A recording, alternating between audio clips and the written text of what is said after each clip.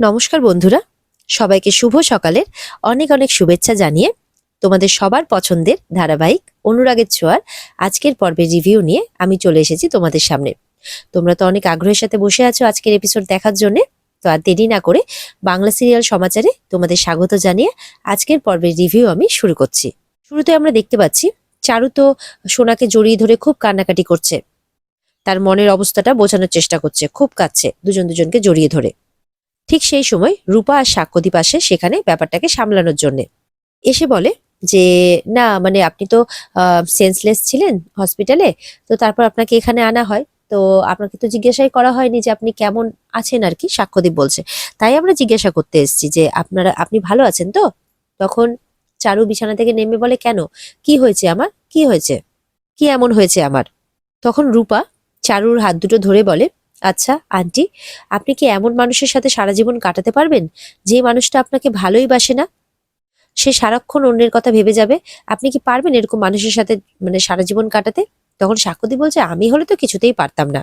তখন রূপা বলছে উফ বাবা বিয়ে। চারু বলছে এই মানুষটা এরকম কথা কেন বলছে। চারু মুখ ঘুরিয়ে নেয়। সোনা বলছে চারুকে আমি কি করব বলো, তুমি তো নিজেই দেখতে পাচ্ছ যে আমাদের মা বাবাকে আলাদা করা অসম্ভব। সোনা বলছে আমরা তো অনেক চেষ্টা করেছি বলো, কিন্তু পারিনি তো। চারু বলছে তুমি আজকে কেন বলছো, বলছে তখন সোনা বলছে বলছি তার কারণ হচ্ছে আমি বুঝতে পেরেছি এটাই সত্যি, মা বাবা সারা জীবন একে অপরের জন্যই, তুমি কষ্ট পেও না। সোনা বলছে চারুকে, সোনা বলছে তুমি কষ্ট পেও না, তুমি একা হয়ে যাবে না। তখন সাক্ষ্যদীপ বলছে হ্যাঁ আপনি কষ্ট পাচ্ছেন কেন, দেখুন রূপাও তো আমার কাছে থাকবে না। না মানে থাকবে মানে মানে আমি বলতে চাইছি যে ইন দ্যাট কেস আমিও তো একা হয়ে যাব তাই না। মানে সাক্ষ্যদীপ বোঝাতে গিয়ে আর আর কি নিজেই এগুলোর কথার মাঝখানে আটকে যাচ্ছে আর কি, মানে গোল গোল ঘুরছে। তখন চারু বলছে যে উনি কেন এই সমস্ত কথা বলছেন, আমি তো এটাই বুঝে উঠতে পারছি না। চারু বিরক্ত হচ্ছে আর রূপা গিয়ে কিন্তু তার পাপাকে বারবার করে চুপ করাচ্ছে। রূপা বলছে চারুকে যে আমাদের কথা শোনো, আমরা কেউ কখনো আলাদা হয়ে যাব না, আমরা সবাই একসাথেই থাকবো। সাক্ষ্যদীপ বলছে হ্যাঁ আমরা সবাই একসাথে থাকবো, এক হয়ে থাকবো। চারুর দিকে তাকিয়ে বলছে। রূপা আর সোনা তো সাক্ষ্যদীপের কথা শুনে অবাক হচ্ছে। সাক্ষ্যদীপ বলছে না মানে উনি যদি চান। চারু তো অবাক হচ্ছে সাক্ষ্যর কথা শুনে। চারু বলছে উনি এসব কি বলতে চাইছেন, কি বলছেনটা কি। সাক্ষ্য তখন রূপাকে বলছে তুই বলতো বললি যে ব্যাপারটা সামলাতে, আমি তো সেটাই চেষ্টা করছি। তখন রূপা বলছে তুমি যদি এরকম ভাবে সামলাতে থাকো চারু তো আবার সেন্সলেস হয়ে যাবে তোমার কথাবার্তা শুনেই, তুমি প্লিজ চুপ করে থাকো। রূপা বলছে চারুকে যে চারু আন্টি, সূর্য সেনগুপ্ত দীপা সেনগুপ্তের সাথেই থাকার কথা, মানে বাবার মায়ের সাথেই থাকার কথা, ওরা দুজন কেউ কাউকে কখনো ছেড়ে যাবে না। তখন ওদিক থেকে সূর্য এসে বলে না। সূর্যের কথা শুনে তো সবাই অবাক হয়। সূর্য বলছে যে আমার আর দীপার আর এই জন্মে এক হওয়া হবে না। রূপারা ভাবছে হঠাৎ করে বাবার কি হলো। সাক্ষ্যদীপ তখন মানে যায় আর কি সূর্যের কাছে, সূর্যকে ধরে বলে যে আপনি ঠিক আছেন তো, না মানে সবকিছু ওকে আছে তো। সূর্য তখন বলে আমি গেছিলাম আপনার বন্ধুর কাছে, কিন্তু সে আমাকে ফিরিয়ে দিয়েছে। এখন থেকে আমিও সেটাই করব যেটা দীপা চাই, আমার মেয়ে সোনা চাই। এখন আমি সবার মনের মতো করে শুধু বাঁচার চেষ্টা করব, নিজের আর কোনো কিছু মানে কি চাই না চাই সেটাকে আর মাহাত্ম্য দেব না, মানে নিজেদের চাওয়া পাওয়াকে আর কোনো মাহাত্ম্য দেব না।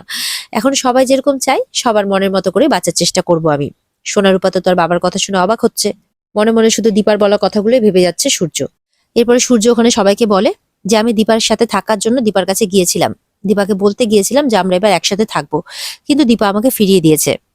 তখন সাক্ষ্যদীপ বলছে আচ্ছা ঠিক আছে এখন এই সমস্ত কথা থাক, আপনি একটু বসুন, শান্ত হয়ে বসুন। তখন সূর্য বলছে আপনারা এখানে মানে কিছু বলবেন, বলে না না না আসলে চারুর সাথে ছিলাম তো, মানে আপনারা যখন কেউ ছিলেন না তখন চারুর সাথে ছিলাম আমি, তো আমি একটু দেখতে এসেছি আর কি যে উনি কেমন আছেন। তা আমি যেটা বলছি যে আপনি একটু শান্ত হন। আর হয়তো মিসেস সেনগুপ্ত এত কিছু ভেবে বলেননি, হয়তো উনি কিছু একটা এমন ভেবেছেন যার জন্য উনি আপনাকে এই সমস্ত কথাবার্তা বলেছেন। সূর্য বলছে আপনি হয়তো জানেন না, দীপা হয়তো আমার হৃদয়ে রয়েছে, আমার ভাগ্যে নেই। তাই জন্য আমরা যতবার এক হওয়ার চেষ্টা করি ততবার কিছু না কিছু এমন হয় যে আমরা আবার আলাদা হয়ে যাই, আমাদের আর একসাথে থাকা হবে না কোনোদিনও। এরকম কথা বলছে সূর্য কাঁদতে কাঁদতে। এদিকে সোনা চারুকে বলছে চারু তুমি কি ভাবছো। রূপা বলছে চারু আন্টি তুমি কি ঠিক করলে। চারু একটা খেয়ালে ভেসে গিয়ে বলছে দীপা সূর্য, সূর্য দীপা, এরকম কথা বলছে। এদিকে দেখা যাচ্ছে দীপার কাছে হসপিটাল থেকে ফোন এসছে, বলছে যে মিশকা সেন যেখানে ভর্তি আছে আমি সেখান থেকে ফোন করেছি। তখন দিবা বলছে কোনো বিশেষ দরকার। বলছে আসলে মিশকা সেন আপনার সাথে দেখা করতে চেয়েছে। বলে কেন।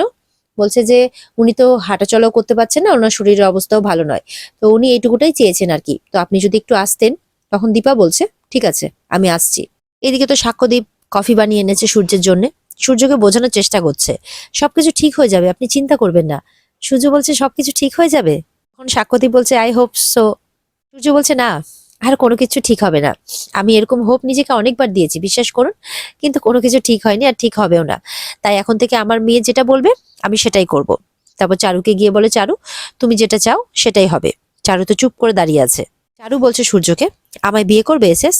এটা শুনে তো সূর্য পুরো থমকে যায়, বাকি সবাইও অবাক হয়ে যায়। চারু খুব সিরিয়াস ভাবে কথাটা বলছে, যেটাও এতদিনেও বলে উঠতে পারেনি।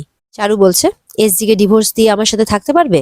সূর্য বলছে আমি জানি না, কিচ্ছু জানি না। এই বলে সূর্য উপরে চলে যায়। তখন চারু বলছে দেখা যাক, শেষ অবধি দেখা যাক ওরা দুজন দুজনকে ছেড়ে থাকতে পারে কিনা। চারু বলছে সবার কথাই তো শুনলাম, এবার দেখা যাক যে অভিমান এসএস আর এসজি কে আলাদা করতে পারে কিনা, একে অপরের থেকে দূরে করতে পারে কিনা। আমিও দেখতে চাই, শেষ অবধি দেখতে চাই। এদিকে দেখা যাচ্ছে হসপিটালে মিশকার ট্রিটমেন্ট চলছে। মরণাপন্ন অবস্থা মিশকার, ঠিকমতো কথাও বলতে পারছে না, দমও নিতে পারছে না। দীপা এসেছে দেখা করতে, কিন্তু মিশকা ঠিক করে কথা বলতে পারছে না। দীপা বলছে তুমি তো ঠিক করে কথা বলার অবস্থাতেও নেই। তখন বলছে মিশকা যে সব ভালো যার শেষ ভালো, মানে সব ভালো তার আর কি, শেষ ভালো যার। তখন বলছে যে আর যার সবই খারাপ তার শেষটা কেমন হতে পারে, এটাই বলছে আর কি মিশকা দীপাকে। বলছে আমি শেষ, সবকিছু শেষ। তুমি জিতে গেলে দীপা, আমি হেরে গেলাম। আমি এখন একটা জিন্দা লাশ ছাড়া আর কিচ্ছু নই। দীপা বলছে তুমি নিজের জীবনটাকে এইভাবে শেষ করে দিলে? তুমি নিজে একজন ডাক্তার। তখন মিশকা বলছে তুমি আমাকে মানে আমার একটা কথা রাখবে? দীপা বলছে বলো কি কথা। তখন বলছে আজকে আমি তোমাকে ডেকেছি এখানে, সূর্যকে কিন্তু ডাকিনি, কারণ আমি চাই না যে সূর্য আমার এই কুৎসিত চেহারাটা কোনোদিনও দেখুক। ও যখন আমাকে মনে করবে আমার ভালো সুন্দর চেহারাটার সাথেই মনে করুক। দীপাকে বলছে মিশকা যে তোমাকে নিয়ে আমি সারা জীবন ভেবেছি, তুমি আমার চিন্তা ভাবনা, এমনকি শেষ সময়েও তোমার সাথে আমি কথা বলছি। এই বলতে বলতে মিশকা কাঁদতে থাকে আর জল জল করতে থাকে। দীপা তখন মিশকাকে জল খাইয়ে দেয়, নিজের শাড়ির আঁচল দিয়ে মুখটাও মুছিয়ে দেয়। মিশকা দীপার হাত ধরে বলছে আমি তোমাদের অনেক ক্ষতি করেছি দীপা, দেখো তার জন্য তোমাদের ভগবান আমার কি হাল করেছে। দীপা মিশকার হাতে হাত দিয়ে বলছে আমার মনে হচ্ছে তুমি তোমার ভুলটা একটু হলেও বুঝতে পেরেছো। মিশকা বলছে দীপা আমার হাতে আর কোনো কিচ্ছু নেই, তুমি তো আমার মুখে জল দিলে, এবার আমি চাইছি তুমি আমাকে মৃত্যু দাও। দীপা তো শুনে অবাক, মিশকা কোন কথা বলছে। মিশকা বলছে আমি তোমার সাথে যা যা করেছি সেটা ভেবেই না হয় আমাকে শেষ করে দিলে। বলছে এত জ্বালা যন্ত্রণা ব্যথা আমি কাঁদতেও পাচ্ছি না দীপা, আমার খুব কষ্ট হচ্ছে। বলে আমি পারছি না, আমার শরীরটা জ্বলে পুড়ে যাচ্ছে, পচে যাচ্ছি আমি। বলে আমি পারবো না দীপা, আমাকে শেষ করে দাও দীপা। মিশকা বলছে যে আমি তোমাকে শেষ করতে গিয়ে নিজের শেষটা অনেক কাছ থেকে দেখেছি, আমার সমস্ত লাইফ সাপোর্ট গুলো খুলে দিয়ে আমাকে শেষ করে দাও, আমাকে মুক্তি দাও দীপা। দীপা বলছে আমাদের জীবনের সবার জীবনের মেয়াদ একদিন না একদিন ফুরোবে, তাও আমাদের মধ্যে এত হিংসাহিংসি কেন? মিশকা বলছে তুমি আমাকে শেষ করে দেবে না, এইভাবেই শাস্তি দেবে তাই না? তখন দীপা বলছে ঈশ্বর তোমাকে যতদিন আয়ু দিয়ে রেখেছেন ততদিনই থাকবে মিশকা, পাপ পুণ্যের বিচার একদিন ঠিক হবে।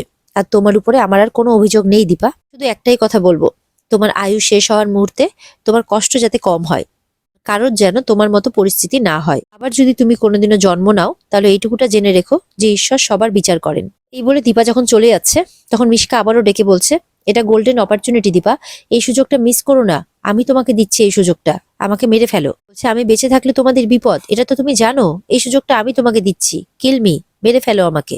দীপা তখন আবার মিশকার কাছে গিয়ে মিশকার মাথায় হাত বুলিয়ে বলছে তুমি আমার মেয়েদেরকে মারতে চেয়েছিলে, তুমি আমাকে মারতে চেয়েছিলে মিশকা সেন, কিন্তু আমি তোমাকে বলছি তোমার উপরে আমার কোনো রাগ নেই, তুমি শান্তি পাও, যত দ্রুত সম্ভব তুমি শান্তি পাও। এদিকে বাড়িতে এসে দীপা মিশকার কথাই ভাবছে। তখন সাক্ষ্যদীপ আর রূপা এসছে পেছনে। সাক্ষ্যদীপ রূপাকে ইশারা করে, রূপা তখন তার মাকে ডাকে। তার মা যেন চমকে ওঠে, বলে মা তুমি কি কিছু ভাবছো? বলে কই না তো। আর মনে মনে বলছে দীপা যে মিশকার কথা বলে আমি আর কারো মন খারাপ করে দিতে পারবো না। তখন রূপা বলছে যে মা বাবা আর চারু আন্টি বিয়ে করছে। এটা শুনে তো দীপা একদম থমকে যায়, মানে দীপা অবাক হয়ে যায়। তখন রূপা বলছে এই বিষয়ে কি তোমার কিছু বলার আছে? তখন দীপা বলছে হ্যাঁ আছে।